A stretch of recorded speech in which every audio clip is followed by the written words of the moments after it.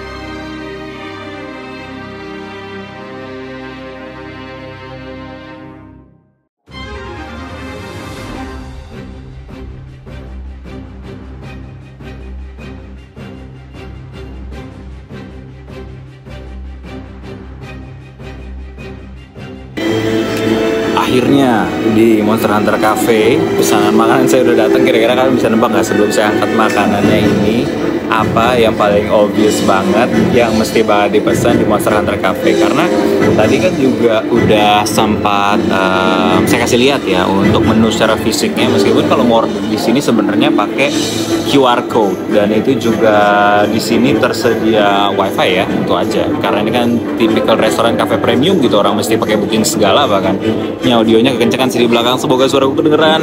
Tapi akhirnya dari semua makanan-makanan, karena juga makan siang sudah lewat, perasaan lapar juga nggak terlalu, alhasil saya mengorder. Setiap hunter, setiap gamenya pasti akan bertemu dengan ini dong, well done steak. Feeling saya sih ya, dari aromanya, dari teksturnya sih kayaknya beda-beda tipis sama dengan ayam yang kemarin saya makan di Tokyo Disney Sea. Tapi kita coba aja. Jadi detailnya dia itu entahlah ya, bisa terlihat apa enggak nih. Ini sebelah kiri saya nggak tahu nih bumbu-bumbu apaan, tapi dia tuh kayak berendam di saus pedas manis mungkin nampaknya. Tapi kita makan aja sambil saya ceritain dikit apa-apa aja yang ada di belakang saya gitu. Jadi di belakang itu tadi sempat ada shotnya juga, kan ada orang main game. Nah itu sebenarnya disiapin PS5 di sini guys. Disiapin PS5 untuk kamu yang entah kenapa sambil nongkrong di sini kepengen main MHW atau MHR gitu ya, bebas-bebas aja kan. Karena di sini nongkrongnya juga kalau lagi rame emang dibatasin. Tapi dibatasinnya untuk kamu yang udah reserve table atau udah maksudnya bayar table yang di weekdays 700 dan di weekend 900 ke atas itu kalau nggak salah ya. Itu adalah bisa stay di sini selama 2 sampai 3 jam. Jadi kurang lebih rental MH ya. Iya. Aromanya sih sedap sih guys. Kita sikat ya, bismillah.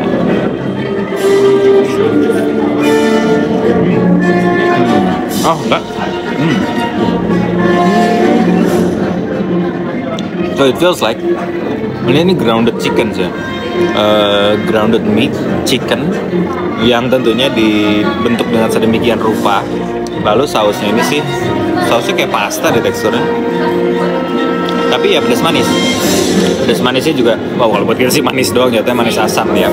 Tapi ini emang enak sih. Jadi makan siang dikelilingi dengan enggak yang paling GG, yang paling OP sih adalah armor dan juga senjata-senjata khas dari game Monster Hunter ini yang mereka pajang di sini.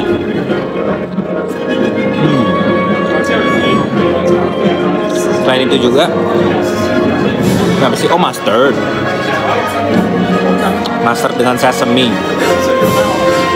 Mustard ini pokoknya honey mustard, cocok sih sama daging-dagingan beginian. Cuma saya nggak terlalu mesti sih, karena udah disajikan kita cobain aja. Para pemakan tangan orang-orang Indonesia, nah dengan tangan langsung familiar bertemu dengan menu ini.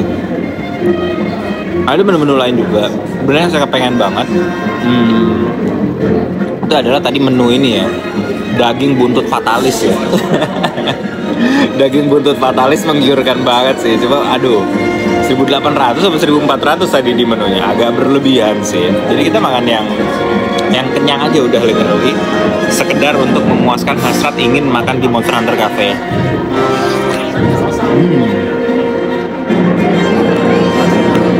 Asik ya. Nggak kayak kebab, rasanya lebih ke burger lah, lebih ke burger ayam ya. Ya habis itu macam bayangan kan. Jadi memang yang keren itu daripada Jepang salah satunya adalah karena mereka kalau nge-branding itu on point banget ya. Benar-benar membantu sekali untuk penjualan merchandise belakangan. Atau juga bikin tempat makan kayak gini yang tematik, hotel tematik. Nanti saya akan coba ngelihat spot merchandise apa aja dan berapa aja harganya. Barangkali yang bisa saya bawa balik gitu. Cuma selain daripada itu mungkin setelah makan di sini kita akan muterin dikit aja untuk franchise Grand Blue sama Final Fantasy.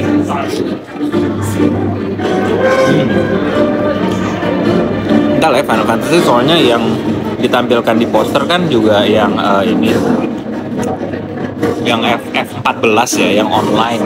Karena baru-baru ini mungkin habis dapat update lagi, habis dapat improvement lagi. Jadi entahlah saya akan bertahan lama atau enggak di sana. Dragon Quest-nya juga nggak tahu tuh kenapa tiba-tiba ada event collab juga. Cuma Dragon Quest juga sampai dengan titik ini saya belum terlalu relate. Meskipun Akira Toriyama saya suka, tapi game-gamenya belum cobain. Ini mustard. Asam-asamnya sekarang saya mulai mengerti kenapa cocok sama ayam.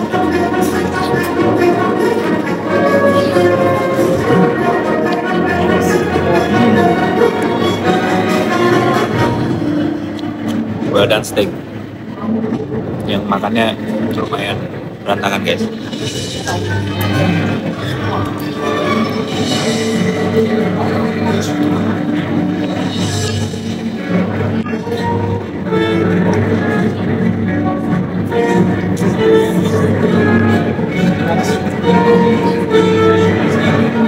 Semoga audionya cukup jelas ya teman-teman.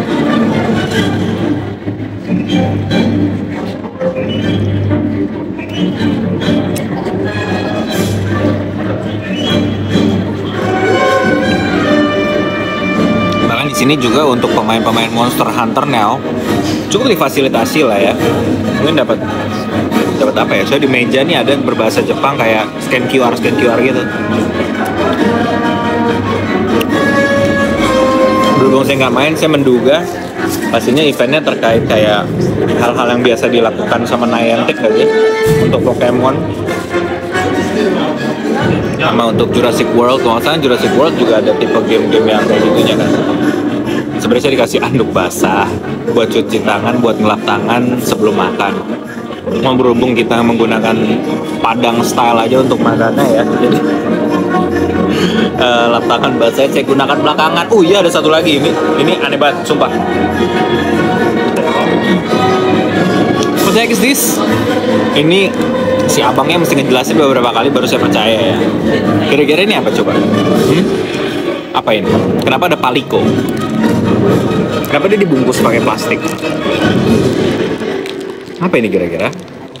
Ini dikerjain gak sih sama abangnya, sumpah? Oh my god.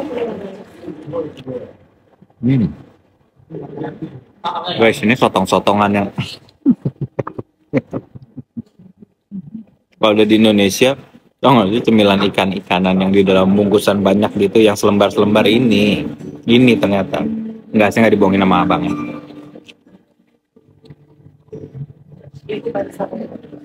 Enak. Oke lah, selamat makan semuanya. Demikian experience Monster Hunter Cafe / bar ini. Sebenarnya nongkrong di sini bareng sama teman-teman yang sering mabar atau yang paham Monster Hunter sih asik banget sih. Bisa mabar dulu lagi di belakang ya kan. Habis itu ada hal-hal menu-menu lain yang bisa dinikmatin. Ada foto op macam-macam lah pokoknya. Nah ya saat ini ya saya lakukan sendiri saja. Saya cukup menikmati.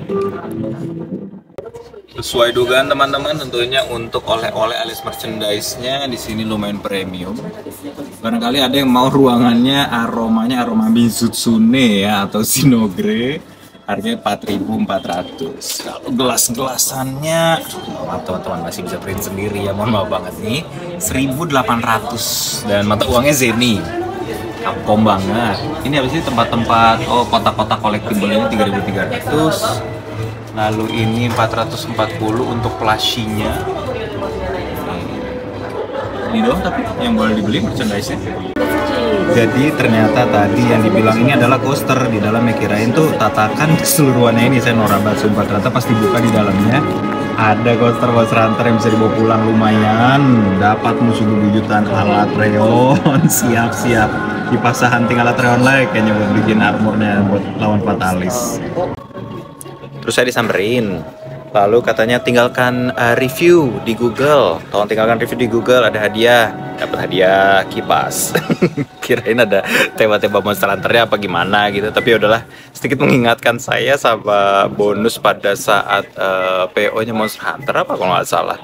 Apa game apa ya waktu itu ya, pokoknya tapi di Indo. Tapi ya udah lumayan dapat sesuatu dengan meninggalkan review.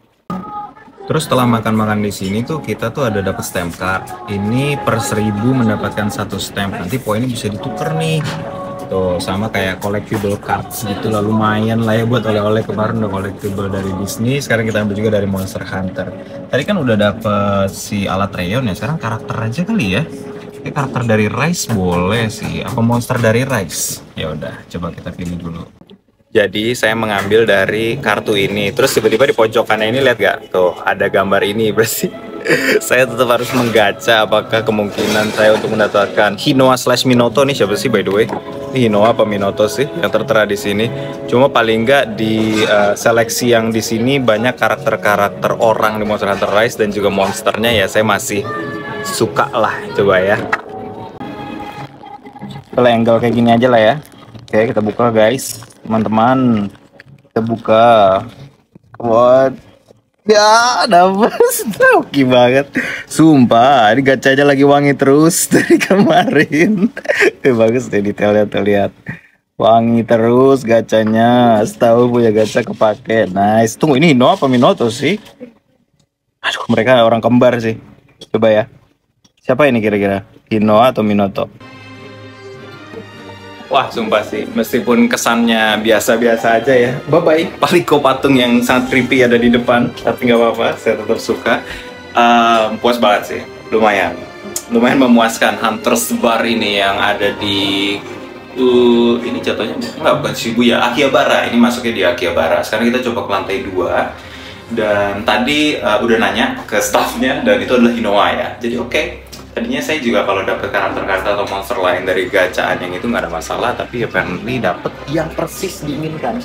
Sekarang kita ada di lantai 2 Final Fantasy Erzoa Cafe atau Grand Blue Fantasy Grand Cypher Kitchen. Ayo kita check it out. Nah, kalau yang ini dari depan juga udah brutal banget ya. Ini acrylic stand langsung, merchandise 1100-an. Ada dipajang di paling depan. Ini juga ada ya aksesoris pajangan dan sebagainya, perintilan ya. 4.400 juga ini untuk poster-poster bergambar kah? Oh enggak, ini ada standnya. Oke, berarti poster yang bisa dipajang ya. Untung saya kalau untuk Grand Blue Fantasy baru mulainya di Relink. Jadi secara tebel atau enggaknya sih sebenarnya biasa-biasa aja. Ini gacha-gacaan kartu collectiblesnya seperti tadi dari Monster Hunter Bar. Dan juga ada acrylic stand lagi di sini. Kalau yang suka dengan musik-musiknya, di sini juga ada original soundtrack untuk Grand Blue Fantasy, tuh Piano Collection, Director's Cut version, ngeri-ngeri banget. Wait, ini apa? Oke, ini masih terkait juga dengan Grand Blue ya. Nah ini acrylic stand tuh kira-kira gini tampilannya.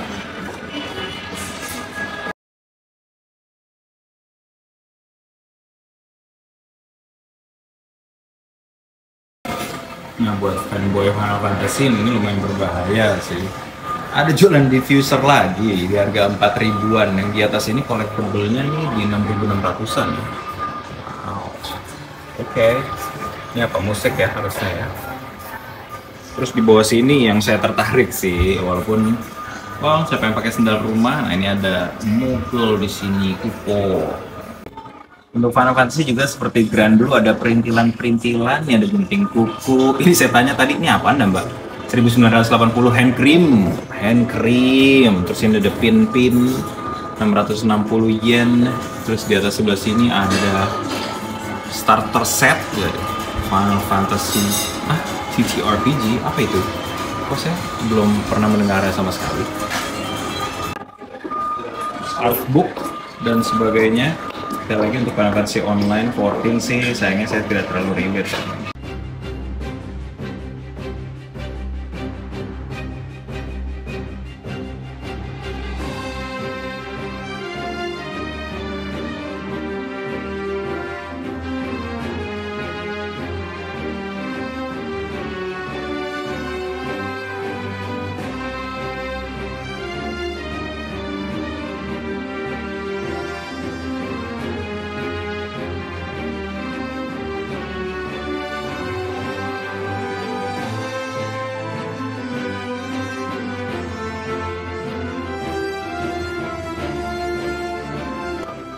Jadi kalau bedanya dengan Hunter's Bar tadi, di sini kalau belum ada reservasi atau mungkin karena penuh juga sih ya, jadinya nggak boleh masuk sembarangan untuk ke Grand Cypher Kitchen, Grand Blue Fantasy, ataupun Final Fantasy Erzoa Cafe. Tapi keduanya sih, Grand Blue Fantasy-nya feels-nya lebih kayak yang tahu versus apa Relink juga ada ya, soalnya animenya saya nggak terlalu ngikutin sampai jauh sih, cuma karena kemarin mau main Relink aja.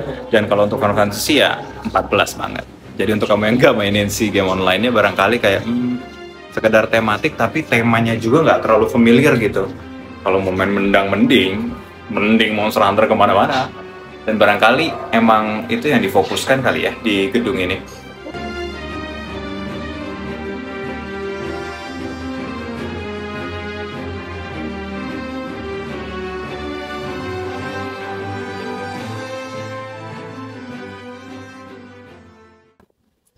Akhirnya sudah kembali dalam perjalanan pulang, dan sambil jalan sambil mikir sambil berujung pada sebuah kesimpulan di mana sebenarnya ya kalau mikir-mikir traveling ke Jepang itu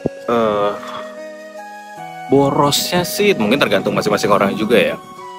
Kalau saya sih lebih banyak spendingnya ke transportasi aja ya, tapi public transportnya berasa banget benernya sih, jadi kayak nyamanannya gitu, santai kemana-mana pasti waktunya terukur, jadinya kayak kurang lebih kebanyakan sih spendingnya kalau dihitung-hitung lagi memang nggak ke makanan, nggak ke jajan kayak jajan-jajan hobian apa gitu yang diinginkan, tapi memang lebih spendingnya ke public transportation aja sih, karena kan pada akhirnya tujuannya kalau untuk kami sih kesini traveling for experience ya.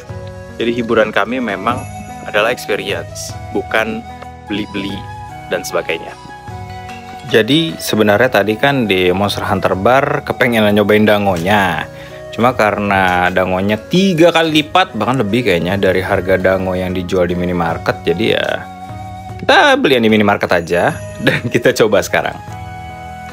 Hari yang manis kita tutup dengan sesuatu yang manis juga guys. Ini dango yang seringkali dijadikan lauk di Monster Hunter Rise ya. Agak kesian sebenarnya. Tapi ya ini persis tuh, dango tuh ini guys. Coba kita tester ya, tekstur dan rasanya seperti apa. Awalnya kan pasti kelihatannya kayak mochi tuh, tapi enggak ya. Boleh lah dibilang mendekati ke mochi, tapi sebenarnya kalau saya lebih setujunya, kalian tahu nggak sih kue-kue basah yang di pasar, yang warna-warni? Nah itu tuh punya kemiripan yang lumayan tinggi dengan cemilan ini, dango ini. Cuma bedanya mungkin kalau ini lebih langsung hilang pada saat di mulut, dan kalau yang itu enggak. Walaupun begitu, kue apem bukan sih? Kue basah itu namanya. Kue itu tetap buat taste saya lebih saya sukai daripada ini. But nevertheless, dango enak. Tekstur mendekati ke mochi, iya sih, termasuk. Apa literally ini mochi sebenarnya. Anyway, thanks yang udah nonton dan ikutin perjalanan ke Monster Hunter Cafe dengan hoki yang cukup wangi hari ini. Mendapatkan segalanya apa yang diinginkan. Jadi kapan-kapan kalau ke Tokyo, Jepang, mampirlah ke situ. Di antara ketiganya memang paling worth it yang Monster Hunter Cafe. Jadi kalau kamu nggak terlalu Monster Hunter banget, mungkin ya nggak harus banget ke situ. Yang Grand Blue Fantasy kayak tadi udah lihat sama Final Fantasy kan ya settingnya temanya itu banget ya. Kalau yang FF kayaknya tadi apa yang Grand Blue ya, kayaknya emang ada tempat buat spot mainnya juga kayak Monster Hunter gitu. Tapi Monster Hunter tuh areanya gede, jadi nongkrong bareng teman-teman berempat berenam pun kayak masih lebih seru di sana.